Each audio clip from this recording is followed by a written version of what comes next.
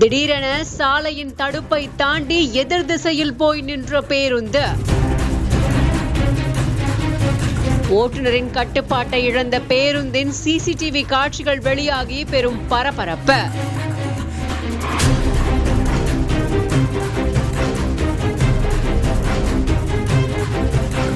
திருப்பூர் மாவட்டம் பல்லடம் பக்கத்துல தாராபுரம் சாலையில கோவையிலிருந்து அரசு பேருந்து ஒண்ணு வந்திருக்கு. இந்த பேருந்தானது மதுரையை நோக்கி போய்கிட்டு இருந்த நிலையில அதிகாலை 6 மணி அளவிற்கும் இந்த நிலையில தான் சாலையில திடீர்னு கட்டுப்பாட்டை இழந்து அங்கிருந்த தடுப்பு சுவர்களை தாண்டி ஏறி இறங்கி இருக்கு இந்த பேருந்து. எதிர்ப்புற சாலையில பேருந்தானது சறுக்கிக்கிட்டு போய் நின்று இருக்கு. இது தொடர்பான சிசிடிவி காட்சிகள் அங்கிருந்த தனியார் கடை ஒண்ணுத்துல பதிவாகி இப்ப வெளியாகி பெரும் பதைப்பதைப்பையும் பரபரப்பையும் ஏற்படுத்தியிருக்கு.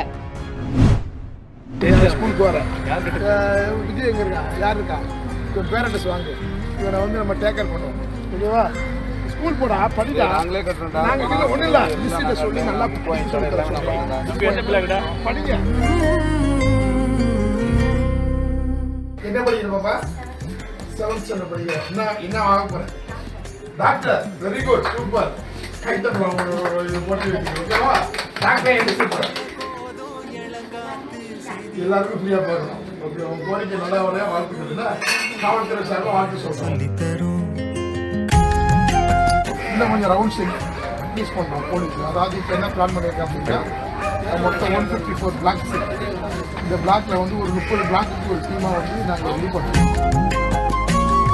சிறுவர்களோட நண்பர்களா மாறின காவல்துறையினர் விழிப்புணர்வு ஏற்படுத்துற விதமா அவங்க கூட சேர்ந்து விளையாடினது, உடற்பயிற்சி செய்தது பலரையுமே நிகழ்ச்சியில ஆழ்த்தியிருக்கு. போதைப் பொருள் விழிப்புணர்வு தொடர்பா சுனாமி குடியிருப்பு பகுதிக்கு சென்ற காவல்துறையினர்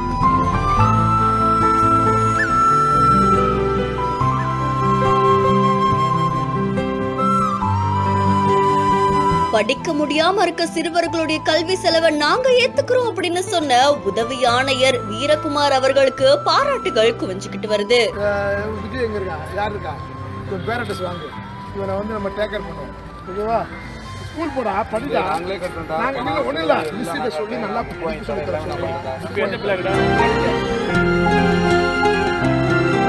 சென்னை ஆவடி சரகத்துக்குட்பட்ட எண்ணூர் காவல் நிலையம் சார்பில் போதைப் பொருட்களை தவிர்ப்போம், வளமான எதிர்காலத்தை அமைப்போம் அப்படின்னு சொல்லி மக்கள் கிட்டையும் சிறுவர்கள் கிட்டையும் விழிப்புணர்வு ஏற்படுத்துற விதமா எண்ணூர் உதவி ஆணையர் வீரகுமார் அவர்கள் தலைமையில ஆய்வாளர், உதவி ஆய்வாளர்னு காவல்துறையினர் எர்ணாவூர் சுனாமி குடியிருப்பு பகுதிக்கு போயிருக்காங்க.